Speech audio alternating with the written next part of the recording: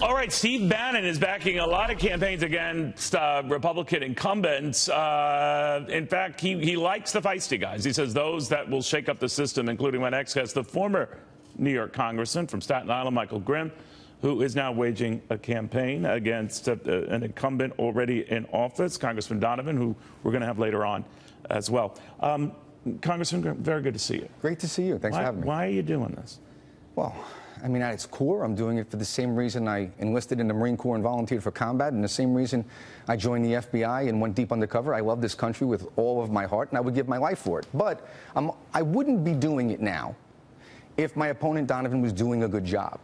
But early on, he made a political decision that the president wasn't going to be popular, so he went far to his left, never expecting a primary.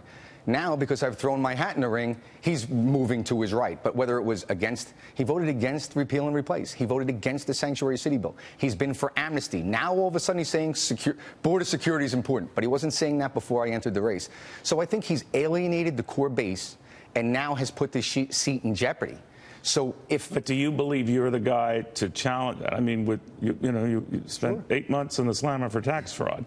So how are you going to explain that and to your constituency that might just say, we gave you a chance, we've moved on? I'll tell you exactly how. First of all, the reception I've been getting, I've been all over Staten Island, which, by the way, my opponent barely shows up. Part of that is because he never wanted to be the congressman. It fell in his lap. I always wanted to be the congressman. So that's one. Number two, they see it for what it is. They know that 3 delivery boys and a dishwasher off the books is a civil matter. It's not a crime, but for the corruption of the Obama Justice Department. So they know a political witch hunt when they see it, and they come up to me all the time saying it's terrible. You still feel you did nothing wrong? I believe I did a civil wrong and I deserve the fine. Absolutely. I take full responsibility for that. Time. No criminal at all. It should never have been criminal. Why? Because I'm the first person in the history of New York City as a restaurant owner ever to be criminalized. Everyone else, over 10,000 restaurant owners, had gotten civil fines for the exact same conduct. And the people in Staten Island and Brooklyn know that. You know, you talk about the appeal that you have with Steve Bannon. How did Steve Bannon reach out to you or you to Steve Bannon? Through Michael Caputo. Okay. And that was an effort to say, look, we have this kind of rebel rouser. The present Republican incumbent is not a rebel rouser, but there are a lot of the leaders in Congress who might be averse, should you win, to come back and still keep a They were averse from day one, though. You got to understand something. When I first ran in 2010, I was told to get out of here. We don't want to support you. You can't win. I was told everything under the sun. And then I came in and I was literally one of the most effective members in the entire Congress. I have national legislation that's the law of the land right now, where my opponent still hasn't passed one substantive bill. But don't you still have some of the same baggage as you charge he would? I mean, recently you had said about some votes you had while you were there. I know there were some votes I took that were bad. I was trying to please some people, but now I've got no one to answer to. If I'm elected, you'll get the real deal, Michael Grimm. I don't give a... Yeah. Well, whatever. So first of all, that's not an accurate quote. I didn't say that. Again, you know, you have some fake news out there. I can't do anything about that. Well, but I remember you didn't say that at all. No, what I did say was I don't give a damn. I never used the expletive. Okay. I said I don't give a damn. But what I was explaining was specifically, they asked me why my conservative rating was down. I said, first of all, let's look at those votes. Superstorm Sandy cost a lot of money, so the conservative groups marked me down because I was spending too much money on my district. I would do that again and twice on Sunday. My district needed the help. The people from Sandy were devastated. I stood up and I actually did my job and got it done.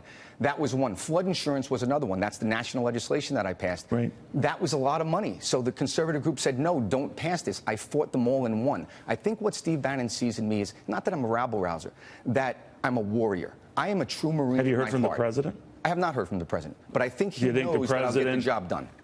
You think the president wants a hands-off view on this race? I mean, he's been urged by a lot of Republican leaders, go slow on this primary challenge thing to incumbents. But I think overall, in general, the president is likely to not get involved in primaries, not specifically my primary. I think in general, and that's probably smart politics for the president.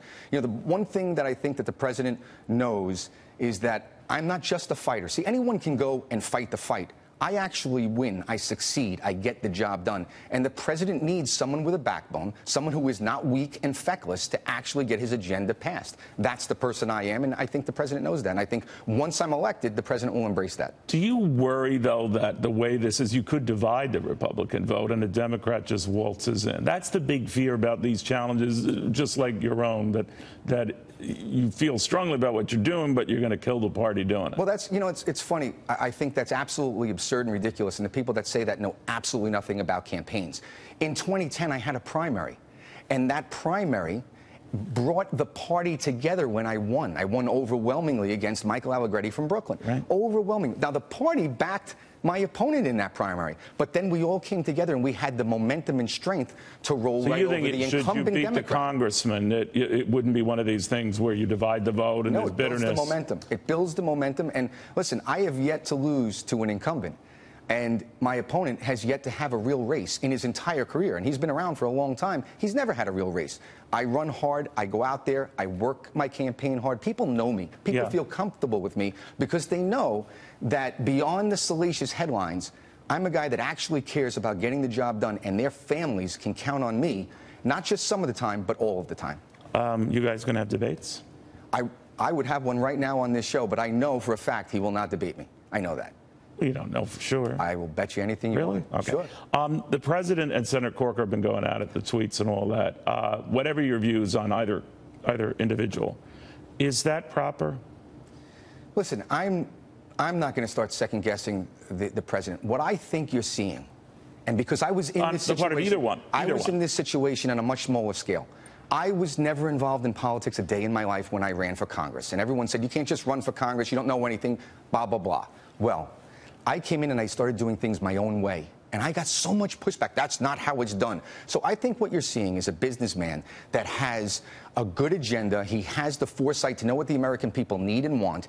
And he's extremely frustrated with the Congress failing to get it done. And now there should be consequences. Listen, if you did not support the president on repeal and replace, if you didn't support him on sanctuary cities, if you're not going to support him on the tax reform, you need to get out of the way and let a stronger member of Congress in there, especially the Republicans. So you let the criticism the president punches down, even though his people have been arguing Corker started it.